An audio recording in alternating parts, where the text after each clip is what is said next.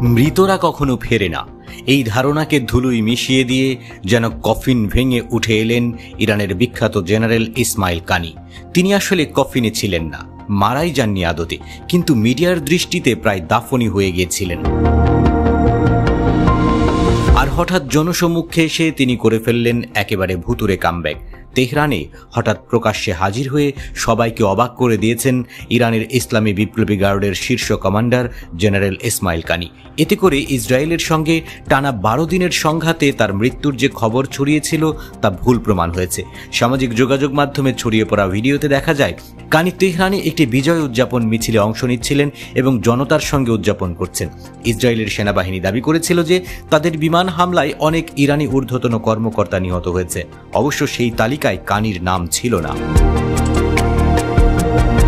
এদিকে জেনারেল ইসমাইল কানির সম্মুখে আসার বিষয়টি প্রমাণ করে যে ইরানের সামরিক নেতৃত্বকে পুরোপুরি ধ্বংস করতে পারেনি ইসরায়েল। কানি ইসলামী বিপ্লবী গার্ডের কুদস ফোর্সের প্রধান। এটি ইরানের বিদেশি মিত্র ও সামরিক কার্যক্রম পরিচালনা করে। তার প্রকাশ্যে আসার বিষয়টি ইরানের দৃঢ়তা ও আত্মবিশ্বাসের বার্তা বহন করে বলে মনে করছেন অনেকেই। অন্যদিকে ইসরায়েল দাবি করেছিল যে ইরানের অন্তত 10 জন ঊর্ধ্বতন কর্মকর্তাকে হত্যা করেছে তারা, যাদের মধ্যে ছিলেন গোয়েন্দা ও বিমান প্রযুক্তি বিভাগের নেতারা। গত 13 জুন প্রথম কানির মৃত্যুর খবর ছড়ায়। তখন ইরানের বিভিন্ন শহরে বিমান হামলা চালাচ্ছিল ইসরায়েল। মার্কিন সংবাদ মাধ্যম নিউ ইয়র্ক টাইমস বলেছিল ইসরায়েলের হামলায় কানি সহ আরও কয়েকজন কর্মকর্তা নিহত হয়েছেন।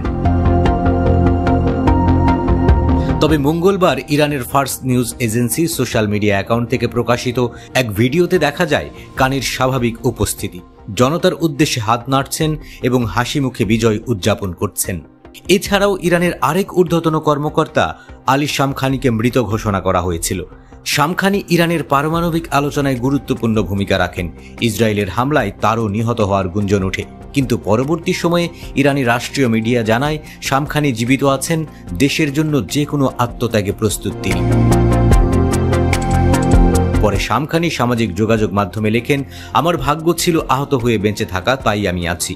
আমি ইরানের জন্য শতভাগ আত্মত্যাগ করতেও প্রস্তুত। আশা নিয়ে এগোনো জাতিকে কখনোই হারানো যায় না। শহীদদের হাসিতে জয়ের আলো জ্বলে। বিশ্লেষকদের মতে ইসলামী বিপ্লবী গার্ডের কুদস ফোর্সের প্রধান ইসমাইল কানি এবং ঊর্ধ্বতন কর্মকর্তা শামখানি প্রকাশ্যে আসা ইরানকে একটি শক্তি এবং স্থিতিশীলতার বার্তা দিতে সাহায্য করবে।